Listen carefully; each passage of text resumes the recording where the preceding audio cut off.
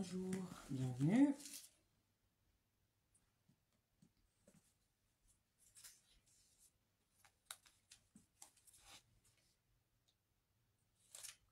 Alors aujourd'hui, on va parler des biens, du droit des biens. Et on va se servir un peu de code civil. Donc là, on va juste faire une introduction au droit des biens. Et on va avancer au fur et à mesure. Alors, donc, on avait déjà parlé du droit objectif, mais je vais juste rappeler que c'est l'ensemble des règles donc, qui procèdent à une modélisation de la réalité, du réel. Donc, le juriste va classer ce réel dans des catégories pour les soumettre à un régime juridique. On parle à ce moment-là des règles juridiques applicables à tel ou tel domaine. Donc, dans le cadre de cette modalité, la plus importante des distinctions donc, qui a été faite par le droit est celle des personnes et des choses. Donc, les deux catégories sont irréductibles l'une à l'autre. C'est-à-dire que on ne peut jamais soumettre une personne à un même régime juridique qu'une chose. Ce sont deux régimes différents, deux régimes juridiques bien différents. Donc, si on néglige cette distinction fondamentale, c'est que l'on admet, par exemple, la possibilité même de l'esclavage, ou c'est que l'on accepte justement que l'on puisse nouer avec une personne les mêmes types de rapports que ceux que l'on peut nouer avec une chose. Donc, c'est admettre que l'on puisse être propriétaire d'une personne comme on peut l'être d'une chose. Donc, cette distinction chose-personne est fondamentale. Bon, il ne faut pas en déduire que justement le droit a une vision assez angélique des choses. Donc, il va quand même créer des concepts juridiques nécessaires pour pouvoir appréhender la tendance de l'homme justement à vouloir s'enrichir, à faire circuler les choses, etc. Donc,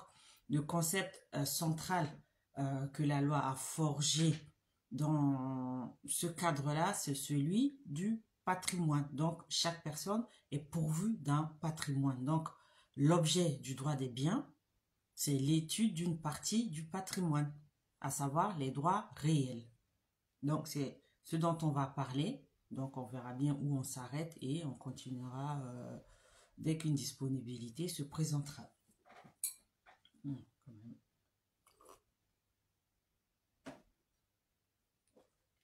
Donc, le patrimoine, c'est l'attribut de la personne. Donc, à chaque personne est attribué un patrimoine. Donc, étymologiquement, ce mot patrimoine vient du latin patrimonium, donc qui signifie littéralement héritage du père, mais ce n'est pas son sens juridique. Donc, on remarque dans les faits que les usages du terme patrimoine se multiplient aujourd'hui dans les textes, mais ils ne renvoient pas toujours à la même idée, au même concept. Par exemple, le patrimoine commun de l'humanité sous-entend, par exemple, que l'on ne rattache pas le patrimoine à une personne, c'est-à-dire le patrimoine de l'humanité n'appartient pas à un individu, mais appartient donc à l'humanité qui n'est pas pourvue de la personnalité juridique. Même dans les conventions internationales, on désigne par exemple certaines ressources de fond de mer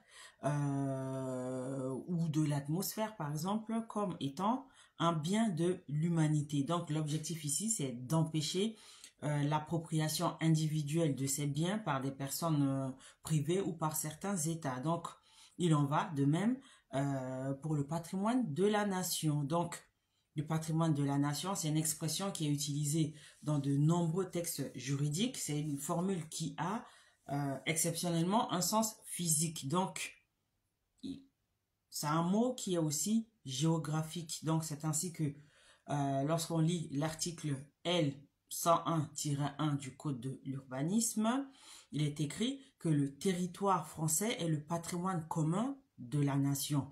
Les collectivités publiques en sont les gestionnaires et les garantes dans le cadre de leurs compétences.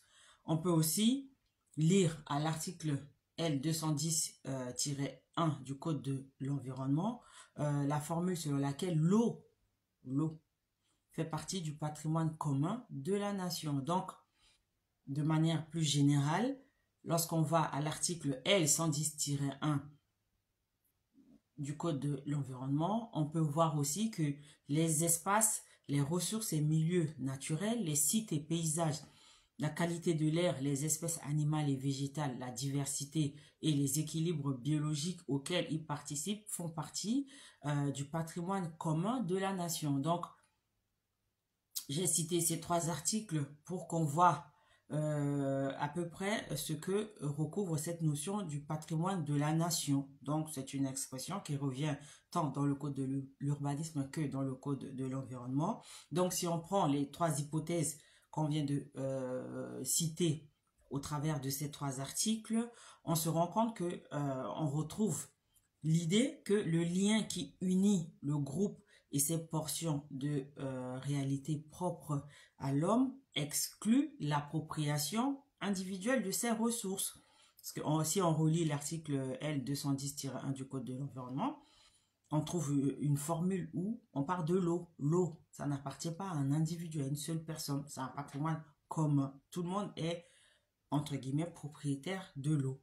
Donc, on peut aussi remarquer que la portée de ces textes qu'on vient de citer ne doit pas être exagérée, dans la mesure où, par exemple, sur le territoire français, rien n'empêche les gens de devenir propriétaires d'un terrain. On retrouve des propriétaires d'un terrain. Donc, le patrimoine dont on parle n'est pas que géographique, car selon le premier article de la loi du 4 août 1994 relative à l'emploi de la langue française, on peut y lire que, je cite, la langue de la République, en vertu de la Constitution, la langue française, donc, est un élément fondamental de la personnalité et du patrimoine de la France.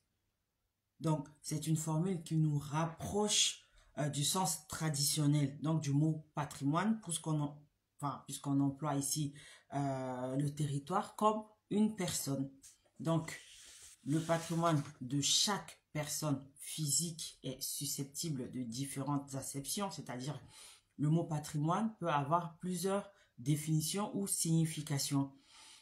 Par exemple, pour le sociologue, donc le patrimoine de la personne, c'est avant tout un patrimoine culturel. Donc, ce qui importe, c'est moins le capital pécuniaire à la disposition de la personne, mais l'éducation qu'elle a reçue, les codes qu'elle a pu accumuler dans son enfance et qui auront une influence sur sa place dans la société et en particulier son évolution dans la vie professionnelle. Ça, c'est du point de vue du sociologue. Le patrimoine d'une personne, c'est son patrimoine culturel.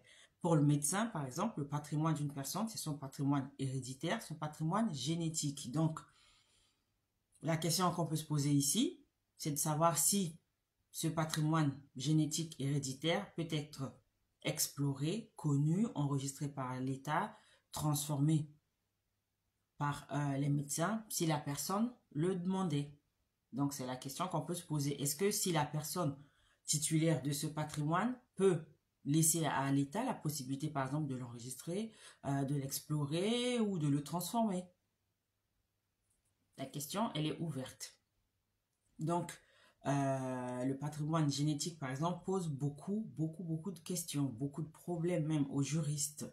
Donc, pour l'économiste, par ailleurs, le patrimoine, c'est avant tout l'avoir total de l'individu, c'est-à-dire l'ensemble de ses actifs qui pourront être employés à la consommation ou à titre résiduel, l'épargne. Donc, si on récapitule, on voit bien que la notion de patrimoine varie selon le point de vue. Par exemple, pour le sociologue, un patrimoine, il est culturel.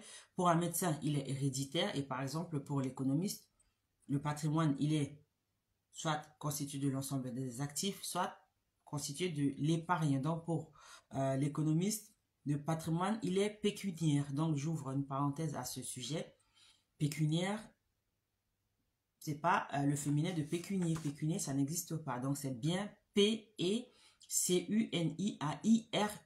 pécuniaire. Donc, je referme la parenthèse parce que même si on fait du droit, je mets quand même un point d'honneur à ce que la langue française soit appliquée correctement, parlée correctement. D'où les formations que nous proposons à l'Institut Panavic Learning School. Hein, si vous avez besoin de revoir les bases, de remettre à niveau vos français, enfin votre vocabulaire, hein, la façon de parler le français, les conversations, n'hésitez pas à faire un tour sur la page ou à nous contacter.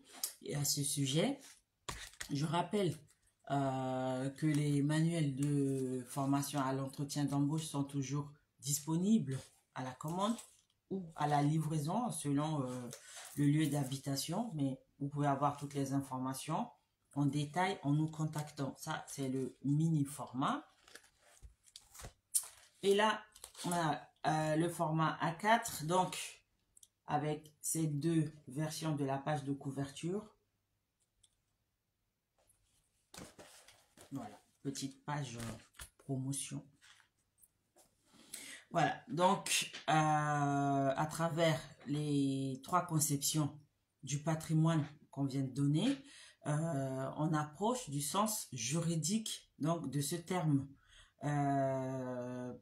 Il faut dire que la définition même du patrimoine au sens juridique du terme a été fixée au milieu du 19e siècle par deux professeurs, Aubry et Roux. Alors, pour ceux qui veulent plus de précision, allez sur Internet et vous trouverez les infos. Donc, c'est ce qu'on appelle la théorie classique du patrimoine. Donc, on peut résumer cette théorie en deux principales propositions. Premièrement, le patrimoine est un ensemble. Deuxièmement, le patrimoine est lié à la personne. Donc, aujourd'hui, on va un peu s'arrêter sur la première proposition comprise dans la théorie classique du patrimoine, à savoir le patrimoine, c'est un ensemble, c'est un tout.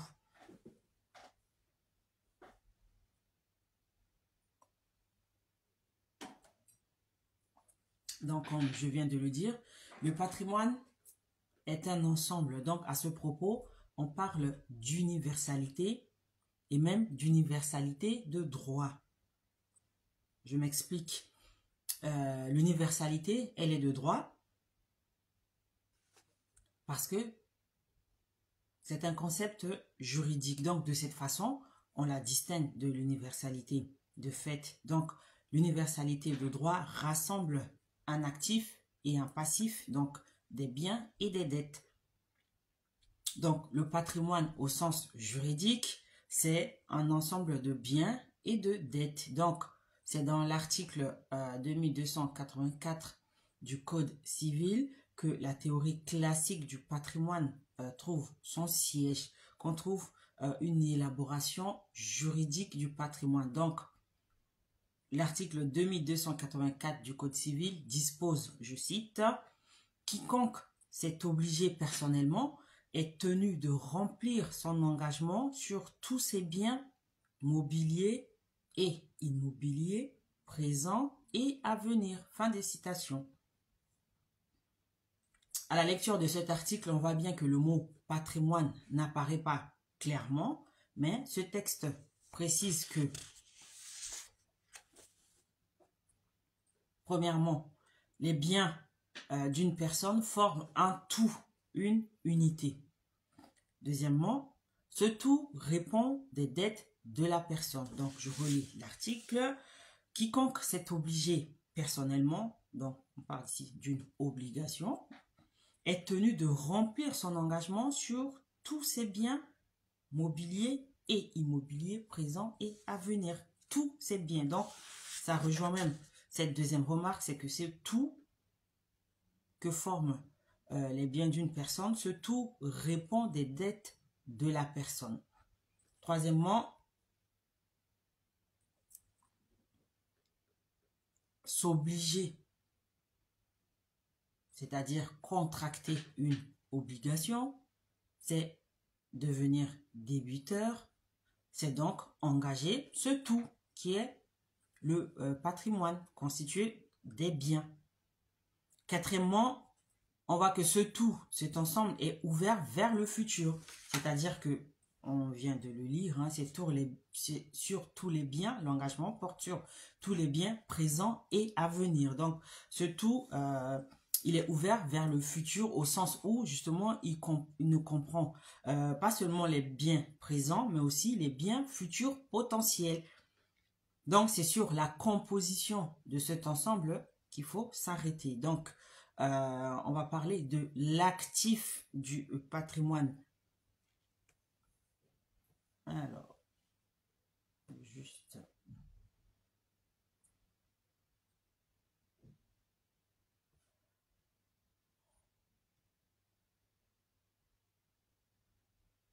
relancer et on continue. Donc, selon l'article 2284 que l'on vient de lire, relire, relire, on a bien dit que le mot patrimoine n'apparaît pas clairement parce qu'on parle d'une obligation de quiconque, donc n'importe qui, hein, une personne qui s'est engagée, donc personnellement, est tenue de remplir son engagement sur tous ses biens mobiliers et immobiliers présents et à venir. Et donc, on a fait une petite remarque en disant que même si le mot patrimoine n'apparaît pas clairement dans cette formulation de l'article 2284, on voit bien que les biens forment un tout ou une unité, que ce tout répond des dettes de la personne et que s'obliger, c'est-à-dire contracter une dette, devenir débiteur, c'est engager ce tout.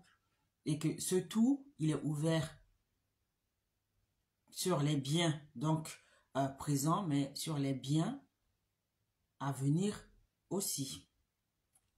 Donc, là, on va s'arrêter un peu sur la composition de l'ensemble, ce tout, ce patrimoine. Donc, on va commencer par l'actif du patrimoine. Donc, les éléments de l'actif du patrimoine sont les droits de la personne, les droits réels et personnels, et même les actions en justice.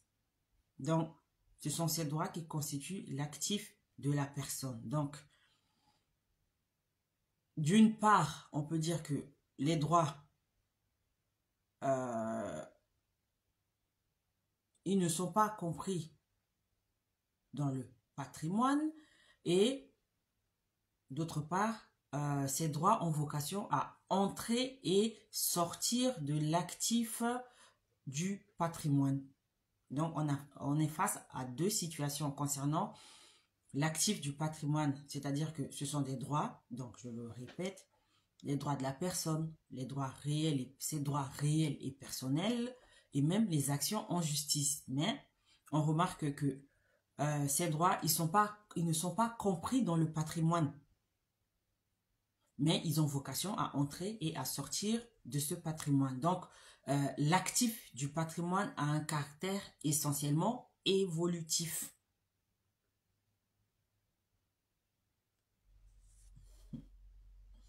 Bon, je pense que là, c'est assez clair parce que je reviens dessus. L'actif du patrimoine, donc, il est constitué de droits, les droits personnels et réels, mais ces droits, ils entrent et sortent du patrimoine, donc ils sont évolutifs.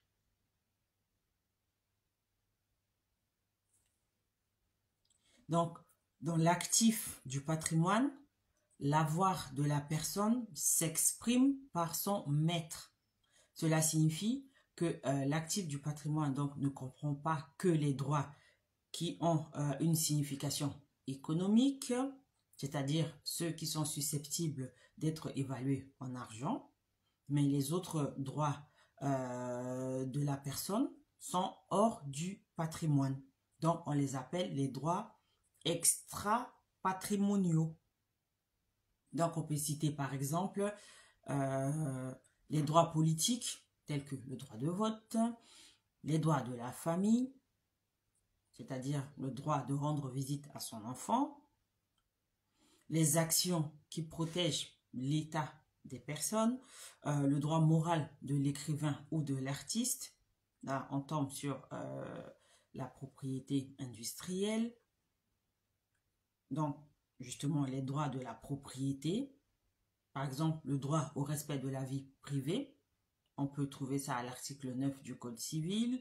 Le respect de la présomption d'innocence au premier alinéa de cet article 9. Donc là, en fait, ce sont des droits qui se situent hors du patrimoine de la personne et qu'on appelle des droits extra-patrimoniaux. Donc, on dit justement qu'ils sont extra-patrimoniaux parce qu'ils ne sont pas des valeurs économiques. Bon, je pense que là, c'est un peu plus clair. Donc, on n'exclut pas le fait que ces droits extra-patrimoniaux qui n'ont pas de valeur économique peuvent néanmoins être source de revenus. Donc, en effet, l'atteinte à ces droits est généralement sanctionnée par l'allocation de dommages et intérêts. Donc, ces dommages et intérêts, ils ont bien vocation à se retrouver dans l'actif du patrimoine de la personne. Donc, cela s'imbrique, même si les droits qualifiés d'extra-patrimoniaux n'ont pas intrinsèquement une valeur économique, ces droits ont vocation justement à produire littéralement de l'argent qui rentre dans le patrimoine. Par exemple, lorsqu'on porte atteinte à l'un de ces droits, cette atteinte peut être sanctionnée par l'octroi ou l'allocation de dommages et intérêts. Généralement, les dommages et intérêts, c'est sous forme pécuniaire. Donc, ça rentre bien dans l'actif de la personne. C'est le cas, par exemple, lorsqu'une star est prise en photo sans son consentement par des paparazzis et que cette star engage des poursuites contre les photographes en question, cela entraîne une indemnisation pour atteinte au droit à l'image. Donc, en lui-même, le droit au respect de la vie privée n'a pas de valeur, sauf lorsqu'il y a une atteinte. Donc, comme certains droits de la personne appartiennent à son patrimoine, l'image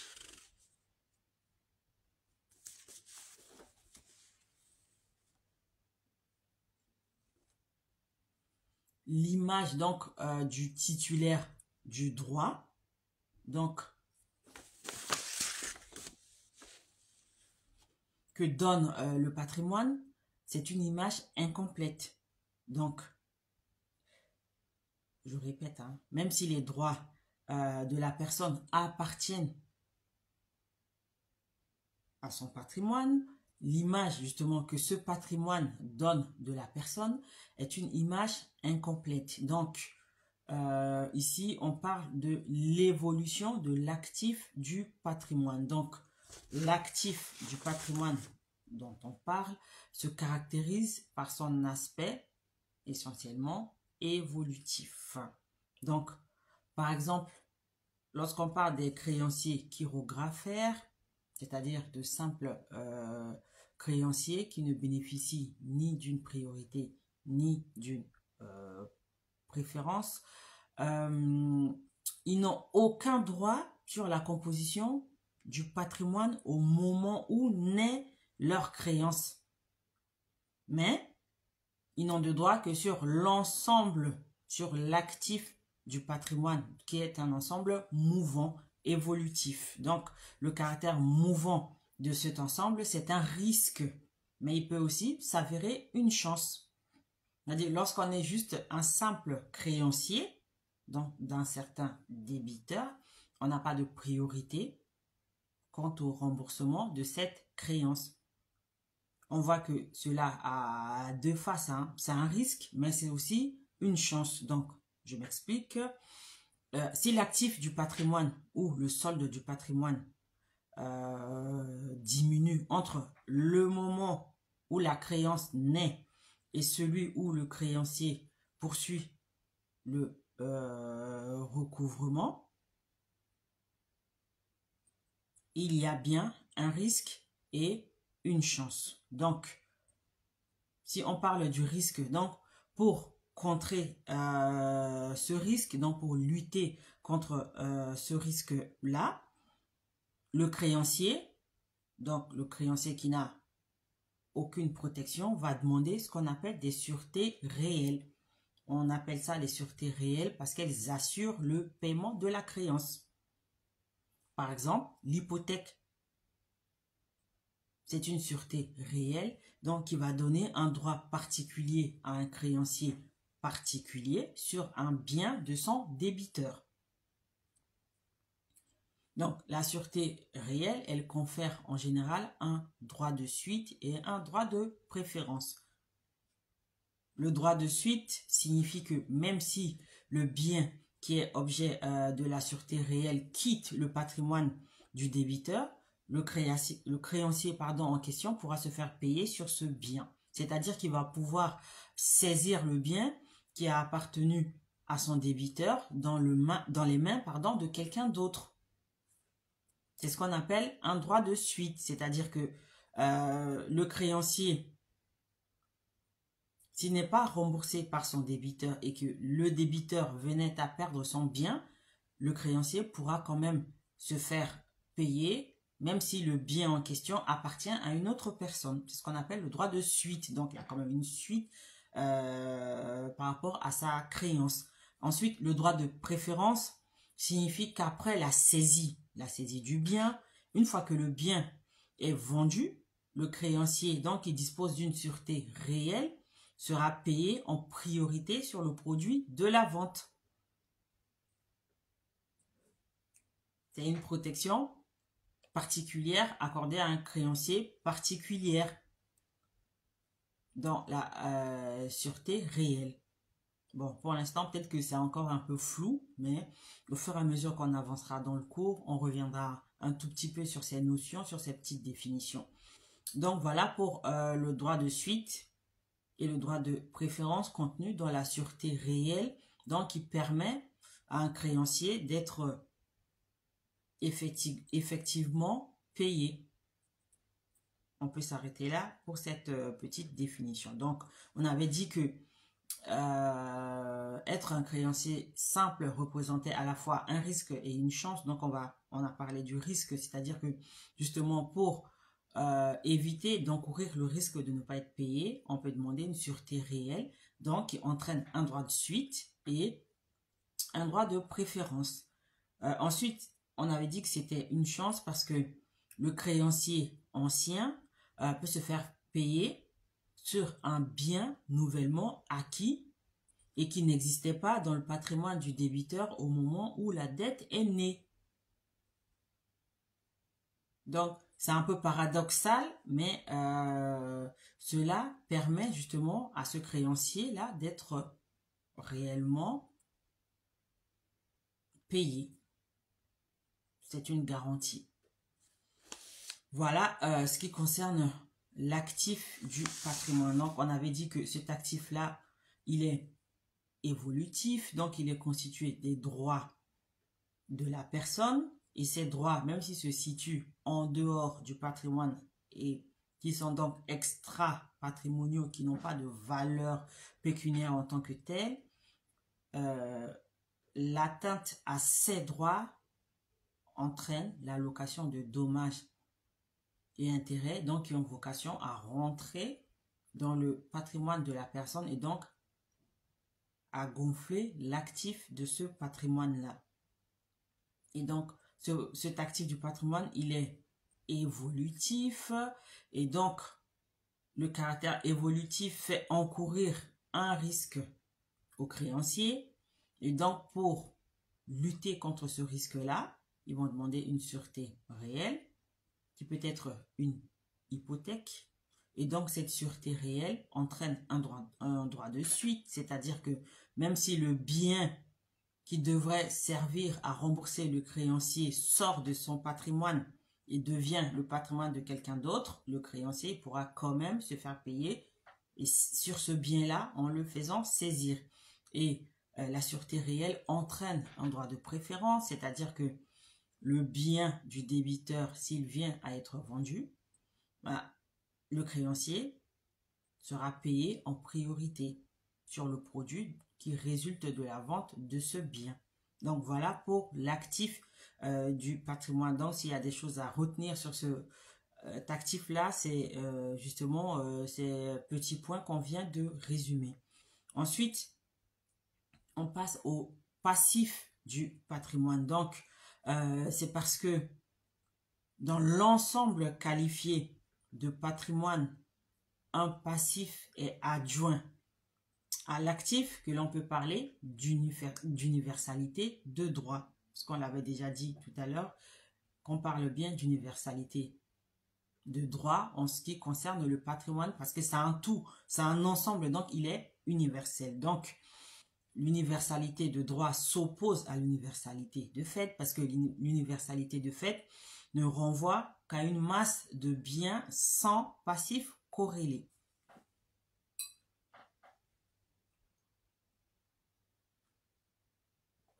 Donc, dans le patrimoine, on inscrit au passif les dettes de la personne et c'est la raison pour laquelle recueillir un patrimoine, c'est-à-dire hériter d'un patrimoine, ce n'est pas seulement devenir propriétaire de droit, donc de droit que comprend ce patrimoine-là, à savoir la propriété des biens, mais c'est aussi se voir imputer les dettes qui grèvent ce patrimoine. Donc, c'est aussi une autre face du patrimoine qui se découvre principalement à l'occasion des successions parce que le droit français applique un système de succession au patrimoine ou succession à la personne qui n'est donc pas uniquement une succession au bien.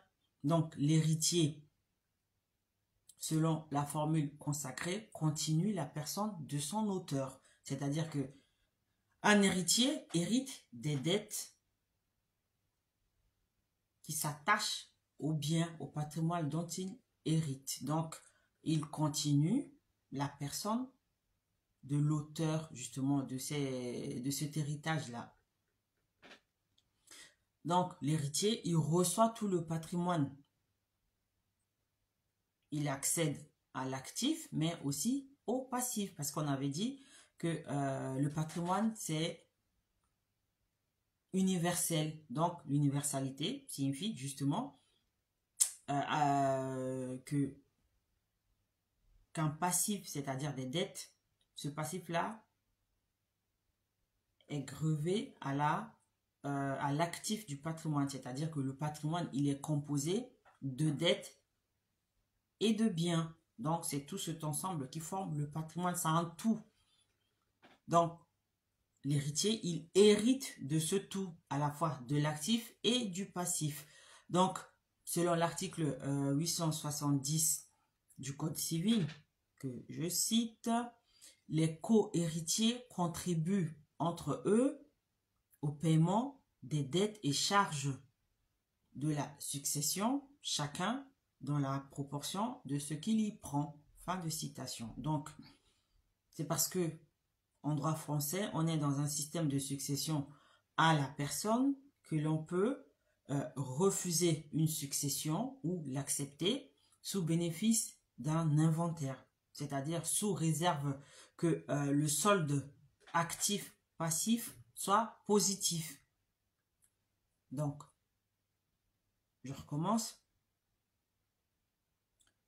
En droit français, on est sur un système de succession au patrimoine ou de succession à la personne. Et cette facette du patrimoine se découvre généralement au moment des successions. C'est-à-dire que quand une personne décède et que après l'enterrement, les cérémonies, on se retrouve chez le notaire pour l'ouverture du testament, donc au moment de cette succession, si cette personne a pris la peine de faire établir un testament authentique, on se retrouve dans le cas où, justement, selon la loi, l'héritier continue la personne de son auteur. C'est-à-dire que un patrimoine va être légué à la personne, donc la personne succède à l'actif, mais aussi au passif. Et la loi le précise clairement dans l'article 870 que justement les co-héritiers, c'est-à-dire que s'il y en a un ou plusieurs, donc chacun de ces héritiers-là, contribuent donc entre eux au paiement des dettes et charges de la succession. Et chacun à hauteur de la proportion qu'il y prend, donc dans la proportion de ce qu'il y prend, selon la répartition que la personne a faite de son patrimoine. Donc, les faits et les charges seront répartis au prorata de la portion qui revient à chacun. Donc, la loi offre aussi la possibilité à ses co-héritiers, donc, d'accepter la succession, soit de demander à ce qu'un inventaire soit fait, justement, et puis de n'accepter la succession que si le solde actif-passif est positif, c'est-à-dire que l'héritier peut demander à ce qu'on évalue les biens et qu'on voit si les biens, justement, sont supérieurs aux dettes qui sont liées à ces biens-là. Donc, dans ce cas, on parle, par exemple, de l'option successorale ou alors du choix de l'acceptation pure et simple, c'est-à-dire qu'on hérite sans contestation, sans demande d'inventaire de l'actif et du passif, ou alors l'acceptation sous bénéfice d'inventaire, ou alors la renonciation, parce qu'effectivement, on n'est pas obligé d'accepter l'héritage, on peut y renoncer. Donc, ces options-là, ces configurations, ces hypothèses-là, n'ont de sens que parce que le patrimoine est susceptible d'avoir un solde négatif. Donc, le passif peut être supérieur à l'actif et à ce moment-là, on a un solde négatif. Mais dans ce cas-là, la loi permet à l'héritier, justement, de renoncer à ce héritage ou de faire un inventaire afin de voir par la suite s'il accepte ou non l'héritage en question. Donc, le patrimoine est indissoluble, c'est-à-dire qu'on ne peut pas le dissoudre, le séparer, c'est-à-dire que lorsqu'on hérite, on choisit justement de se délester du passif et de n'accepter que l'actif. Donc, il est indissoluble. Par conséquent, on peut définir donc le patrimoine comme l'ensemble des droits appartenant à une personne et des obligations lui incombant qui ont une valeur pécuniaire, c'est-à-dire une valeur en argent. Donc, de tout ce qu'on a dit jusque-là, on peut résumer le patrimoine comme l'ensemble des droits appartenant à une personne et des obligations qui lui incombent et qui ont une valeur pécuniaire. Donc, si l'actif et le passif du patrimoine sont liés de façon indissoluble, c'est que tout l'actif répond de tout le passif. Cela signifie que toutes les dettes peuvent être payées sur n'importe quel bien du débiteur. C'est en cela que l'on voit que le patrimoine, il est indissoluble. C'est-à-dire qu'on ne peut pas séparer l'actif du passif. C'est-à-dire qu'on ne peut pas séparer les biens, donc l'actif, des dettes. Si dette il y a, à ce moment-là, n'importe quel bien du propriétaire peut être vendu pour pouvoir éponger cette dette-là. Donc, dans une prochaine vidéo, on va parler de cette partie où on avait dit précédemment que le patrimoine, c'était un tout, selon la théorie générale du patrimoine, c'est un tout, et que le patrimoine est lié à la personne. Donc aujourd'hui, on a fait une grosse introduction générale et on a parlé de la première partie, de l'ensemble donc du patrimoine qui forme un tout. Donc on va juste récapituler rapidement et la prochaine fois, on attaquera l'autre partie. Comme ça, un cours assez dense, assez condensé avec des notions, des termes à retenir, je préfère m'arrêter là et puis revenir la prochaine fois pour la suite. Donc, on avait parlé justement de cette théorie. Donc, on a parlé des biens et que c'était l'une des distinctions fondamentales que fait la loi, c'est séparer, donc distinguer précisément, particulièrement les personnes et les biens. Et donc,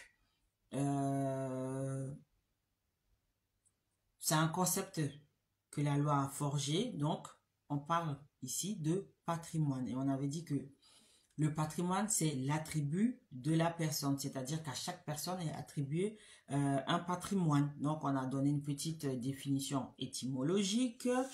On avait dit que ce mot patrimoine ne renvoyait pas systématiquement à la même notion, selon qu'on se place d'un point de vue sociologique, ou du point de vue de la médecine, ou du point de vue de l'économie. Donc, les définitions varient selon le point de vue que l'on veut donner à cette définition-là. Et puis, on a aussi vu dans des textes juridiques les différentes notions de patrimoine. On a précisément parlé du patrimoine de la nation, par exemple de la langue française qui est aussi un élément du patrimoine commun de la nation, par exemple. On a parlé aussi de la végétation, des milieux naturels, de la diversité, des équilibres biologiques, etc.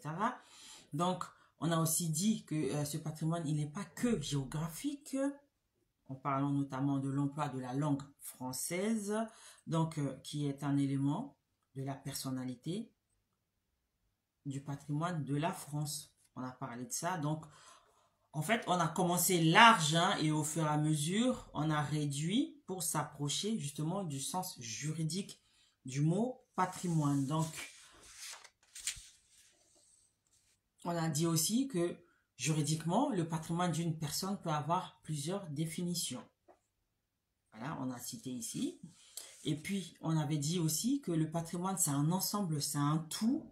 Et dans ce cas-là, on parle d'universalité de droit parce qu'il est constitué d'un actif et d'un passif. Et les deux forment le tout. Donc, on a opposé cette notion à l'universalité de fait qui est juste un ensemble de biens sans distinction particulière. On avait aussi cité l'article 2284 du Code civil qui sert de base donc à l'émergence de cette notion de patrimoine, même si l'article ne le mentionne pas explicitement. Donc, on a parlé de l'engagement personnel, donc qui entraîne justement la possibilité de saisir tous les biens de la personne qui s'est engagée, que ce soit des biens qui sont déjà en place, donc des biens présents, ou alors des biens futurs à venir. Donc, c'est ce dont on a parlé.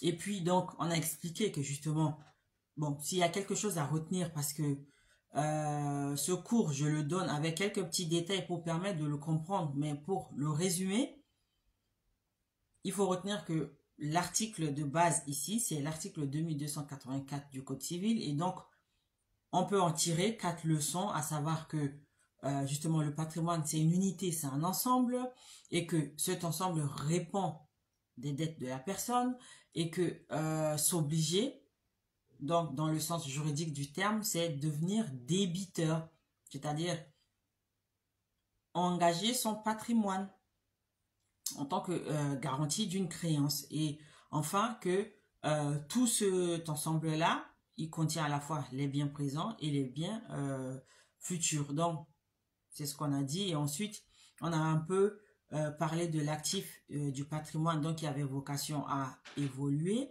et qui comprenait les droits de la personne. Et ces droits, même s'ils ne sont pas littéralement contenus dans le patrimoine de la personne, et c'est la raison pour laquelle on les appelle des droits extra-patrimoniaux, ils étaient susceptibles de gonfler l'actif dans la mesure où lorsqu'une atteinte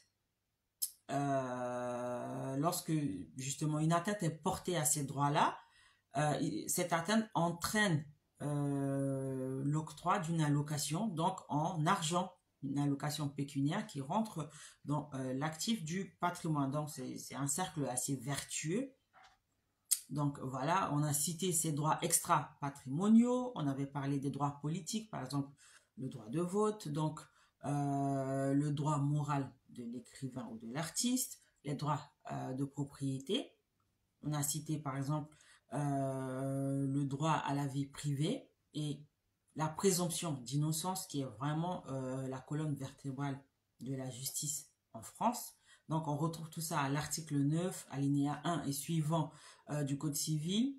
Et le droit à la vie privée, on le retrouve aussi dans la Convention européenne de sauvegarde des droits de l'homme et des libertés fondamentales de 1950, notamment en son article 8, si ma mémoire est bonne.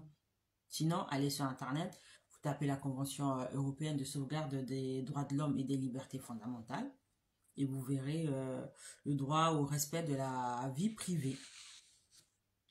Et donc, on a précisé que ces droits extra-patrimoniaux ne représentent pas en tant que tels des valeurs économiques. Et donc, c'est justement la protection de ces droits qui leur donne cette valeur économique-là. Donc, voilà ce qu'on avait dit à propos de l'actif du patrimoine. On a parlé aussi du caractère évolutif de cet actif du patrimoine. Et on avait dit que justement, du fait de l'évolution du patrimoine, cela pouvait entraîner un risque pour les créanciers simples, donc qui ne disposent pas de protection particulière, lorsque l'actif du patrimoine évolue, c'est-à-dire que des droits qui vont rentrer et sortir du patrimoine. Et donc, pour pouvoir se prémunir contre ce risque-là, le créancier avait la possibilité de solliciter une sûreté réelle, c'est-à-dire qu'une sûreté qui assure effectivement le paiement.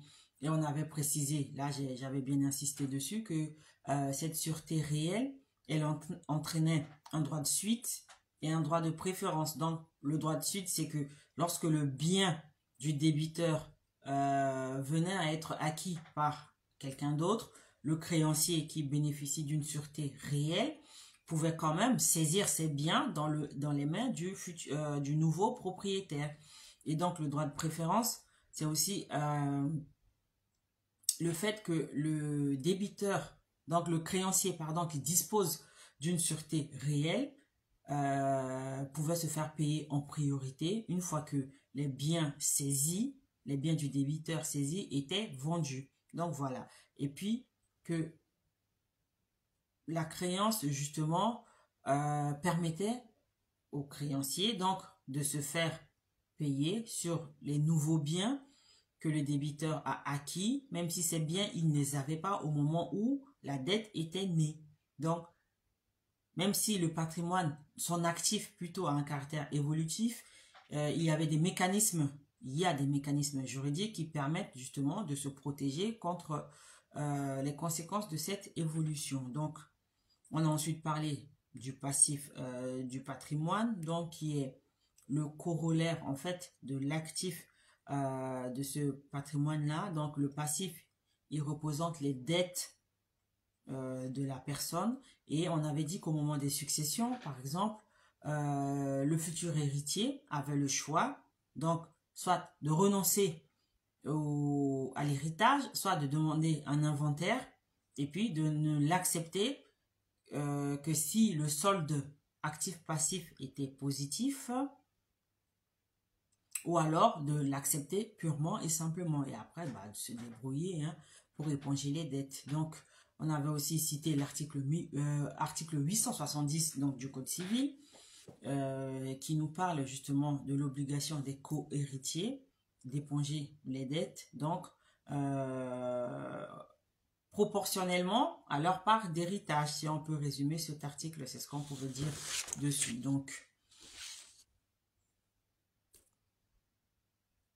en conclusion, on peut juste dire que le patrimoine, il est lié, il est indissoluble, c'est-à-dire que on ne peut pas juste décider de prendre l'actif et de laisser le passif. Si on accepte un héritage, par exemple, c'est un patrimoine qui est composé de l'actif et du passif de façon indissoluble. Donc, on en arrive à une conclusion générale qui débouche sur une définition. Donc, le patrimoine, c'est l'ensemble des droits appartenant à une personne et des obligations lui incombant et qui ont une valeur pécuniaire. Donc, le patrimoine, c'est à la fois un droit et des devoirs. Donc, l'actif du patrimoine répond de tout le passif. C'est-à-dire que en cas de dette, on peut vendre n'importe quel bien pour pouvoir les éponger. Voilà. C'était tout pour aujourd'hui. Donc, si vous avez des questions, faites un tour sur la page. Toutes nos coordonnées y figurent. Contactez-nous pour plus de précision, pour un accompagnement dans la rédaction des fiches de révision, dans la façon de rédiger une dissertation juridique, dans la rédaction des cas pratiques, dans la façon de faire une fiche d'arrêt. Il y a une méthodologie, il y a des points essentiels, il y en a 5 ou 6 selon la méthode pour pouvoir faire une fiche d'arrêt. Comment analyser un arrêt de la cour d'appel ou un arrêt de la cour de cassation, etc. Donc, contactez-nous pour un devis ou pour de plus amples informations. On vous répond avec plaisir. Donc, le manuel de préparation à l'entretien d'embauche est toujours disponible dans ce format A4 et dans le petit format poche, je dirais, sous différents coloris. Voilà. Donc, je vous dis à bientôt pour d'autres aventures sur le droit des biens, le droit de la famille.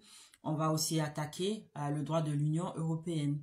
On va parler, parce que là, l'actualité pousse justement à modifier un peu le planning des cours. Donc, comme c'est un sujet assez brûlant, on va commencer l'introduction au droit de l'Union européenne. Donc, à bientôt pour de nouvelles aventures. Bye bye.